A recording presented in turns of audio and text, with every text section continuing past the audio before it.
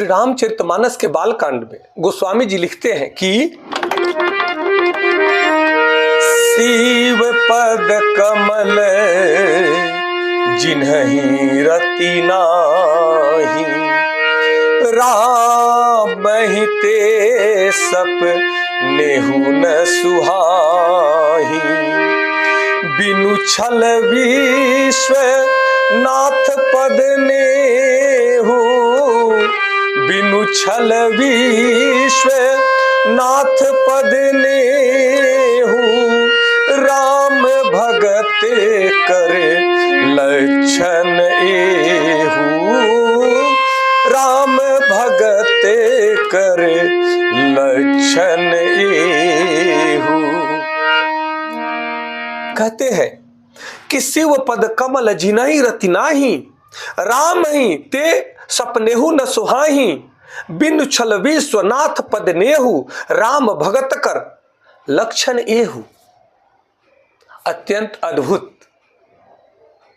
यह चौपाई हमें ज्ञान देती है। यह चौपाई हमें कहती है कि भगवान शिव जी के चरण कमलों में जिनकी प्रीति नहीं है, वे भगवान श्री रामचंद्र जी को स्वप्न में भी अच्छे नहीं लगते। भगवान विश्वनाथ श्री शिव जी के चरणों में निष्कपट अर्थात विशुद्ध भाव से विशुद्ध प्रेम होना चाहिए। यही राम भक्त का लक्षण है। अत्यंत अद्भुत, यह अत्यंत अद्भुत है। इस बात को समझने की आवश्यकता है।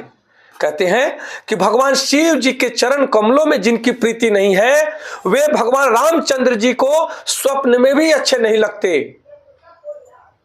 आप रामचंद्र जी का कितना भी सेवा करें, भगवान रामचंद्र जी का कितना भी आराधना करें, उपासना करें, परंतु आपका भगवान शिव जी के चरणों में नेह नहीं है, भगवान शिव जी में आपका दृढ़ विश्वास नहीं है, स्नेह नहीं है, तो भगवान रामचंद्र जी भी आप पर कृपा नहीं कर सकते। इस सनातन दर्शन को समझने की आवश्यकता है। यह चौपाई हमें बहुत दिव्य गहरे सिद्धांतों को बतलाती है। यह चौपाई हमें सिखलाती है कि किसी भी अपने आराध्य देव की पूजा आप करते हैं, आराधना करते हैं, परंतु आप दूसरे आराध्य देव को आप अगर नेग्लेक्ट करते हैं, सम्मान नहीं देते, तब आपका आराध्य देव आप पर कृपा नहीं कर सकते। क्योंकि वे सभी आराध्य देव सब तो एक ही है, एक ही शक्ति है जो भिन्न भिन्न रूपों में विभक्त हुई है। वही शक्ति का अंश हम सब हैं।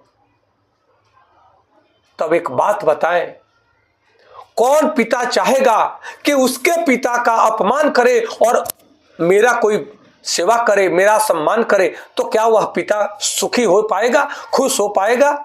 नहीं।